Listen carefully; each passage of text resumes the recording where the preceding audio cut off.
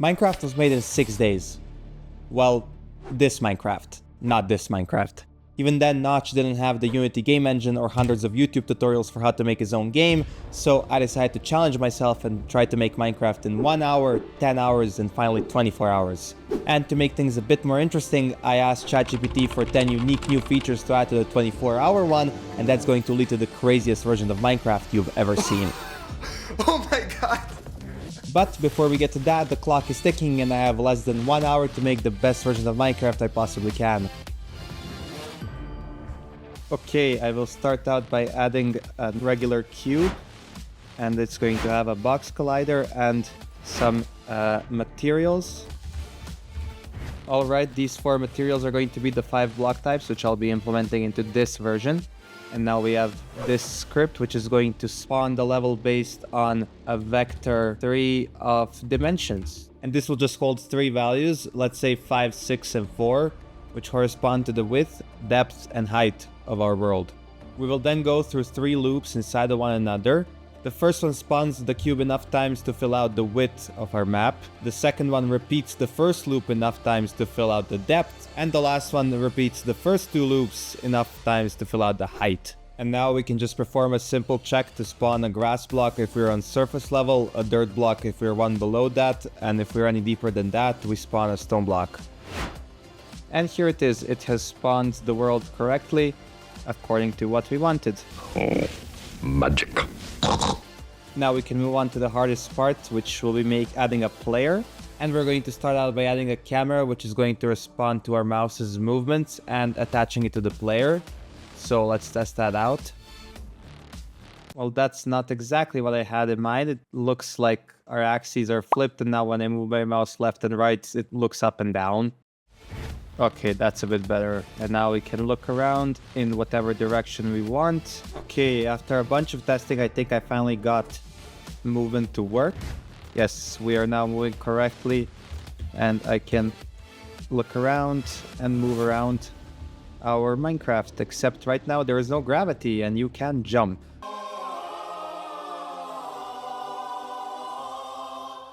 So let's get that working. Alright, here is the simple script which will deal with our Y velocity, which is how fast we're moving up and down. So let's see whether that works correctly. Oh god. There we go, that was a bit better. And now I have just about 20 minutes left to make the block placement and destruction system, which will be made by taking the rotation of the player camera and shooting out a ray from it. If that ray intersects a block, that's the one we need to destroy. So let's see whether destroying the blocks works. Okay, and block placing will be done similarly by sending out the ray, except this time when we hit, we're going to slide back that position towards our player, and that's where we're going to spawn the block. So I've got that working, and let's see. Oh no.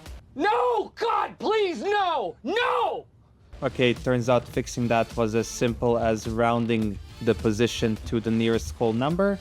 And finally, I added a quick block selection system, so now you can place different block types like dirt.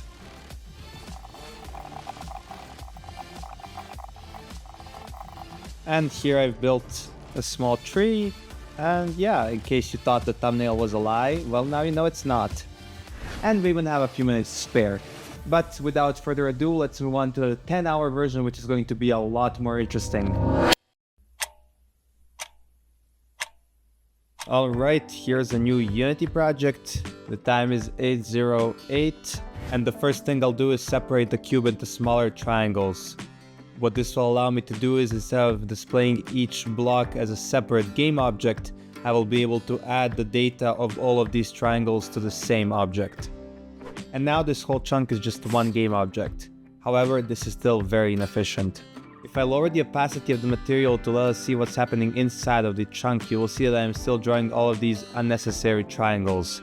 So instead, if I disable those and only draw the triangles on the outside, which are visible to the player, this will lead to far better performance. And now, as you can see, when we go inside of the chunk, there is nothing. And the next step is texturing. Now, I could have gone for the most basic Minecraft texture, but instead I decided to use this 12-year-old realistic texture, which should give a unique look to my Minecraft.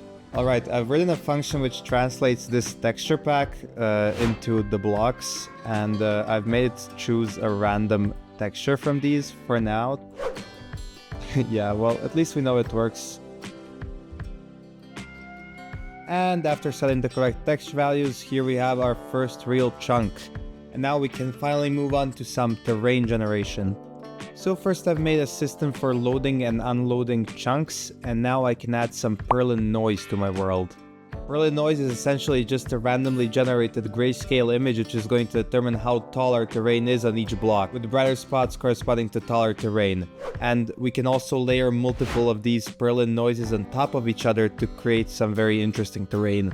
So I got the noise working, and here is some very basic topology. Later on in the video I'm going to add a whole bunch of crazy new biomes, but for now I'm going to call it a day. I did 5 hours today and I'm gonna do 5 hours tomorrow, so I'll see you guys tomorrow. Leave a like and subscribe for more awesome content. First things first, for today I've played around with different noise parameters, and now we have this, which looks pretty nice because we have some flat regions of the world and then also some higher mountainous regions. And here I've implemented a very slightly modified version of the character controller from the 1 hour challenge, and the next step will be placing and destroying blocks, which will also be done almost identically. Here's the basic block placing and destruction working. There are still a few bugs that I need to fix though. What the hell? And what's Minecraft without a Steve arm? So I added it, and some particles for destroying blocks. And here's a basic inventory system. Now we can place all different kinds of blocks, and actually adding new block types is very easy now because of the way we use the texture packs. Now I have just about 15 minutes left to get some tree generation working. Here we are just as the time runs out. This is the final version of our 10-hour Minecraft challenge. I think I've gotten a decent amount of work done, and now it's time for the 24-hour challenge, where I'm going to add a whole bunch of crazy features to this Minecraft. I got some much needed rest, and now it's time to start working on the challenges. First of all, I'm going to be improving the movement by adding the crouch option and also a double jump. Okay, I finally managed to get crouching to work. Now you can crouch like in regular Minecraft, and if you're crouching and you break the block below you, you fall down. You can probably still fly if you try hard enough, but I have other stuff to do, so I can't really spend much more on this. And I also had a double jump, so now if you jump while you're in the air, you can jump again.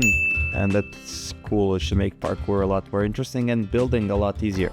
Now the next step is going to be making this Minecraft look a lot prettier, because what even is this right now? After enabling the Unity shadows, this already looks so much better. And here's a very basic day-night cycle. As you can see, when the sun sets, the shadows move accordingly, and then it's night.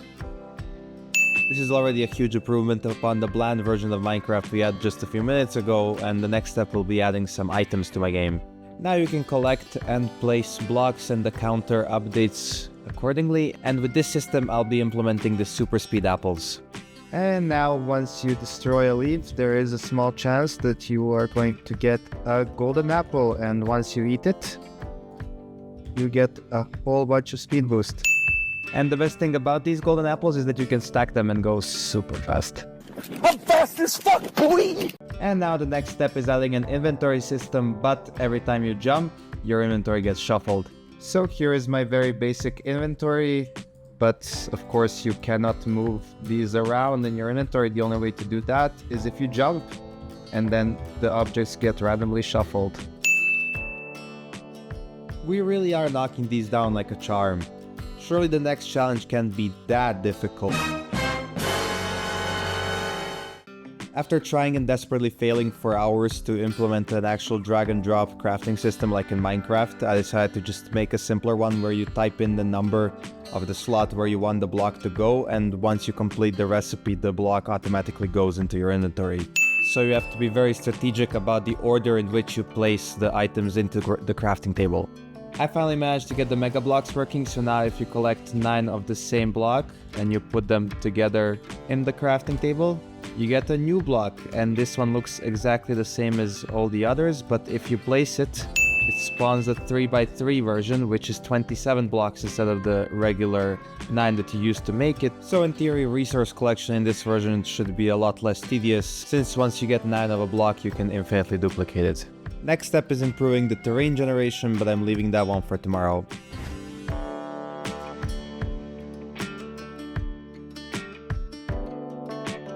Okay, I've managed to fix the terrain generation issues by adding this terrain smooth pass, which basically smoothens out the terrain as the name suggests, and I run it 3 times. Now the terrain is looking a lot better and a lot more similar to actual Minecraft. Here's some very basic biome generation. This is where our Obsidian Peaks biome will be, and up there we have some mountainous regions. Alright, I finally managed to get the biome generation working correctly, and here is the Obsidian Peaks biome. It is going to have a special grass type and these gigantic obsidian pillars, and it's going to spawn randomly, mostly in deserts, because that's how my biome generation works. This took a while though, so I think I have just about time for one more challenge, and I think our game is going to be a lot more interesting if we have some mobs going around. I'll be adding a giant frog mob which destroys all blocks it lands on after it jumps, and while I'm doing that, if you watch this far into the video, you obviously like my content and you might as well subscribe. And if you really want to support me, you can download my free mobile game Amazify.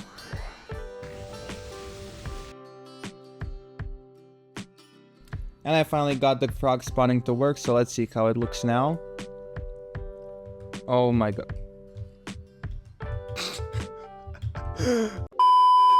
Alright, I think I've got the frog AI working. They should all rotate towards a random direction and then jump. Oh my god!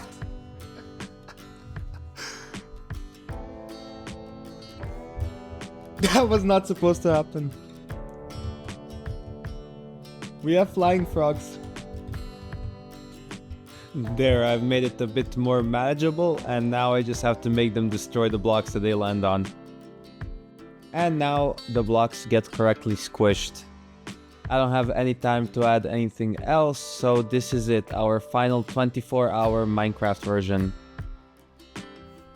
In the end, I managed to get 8 out of the 10 challenges done, which is not too bad.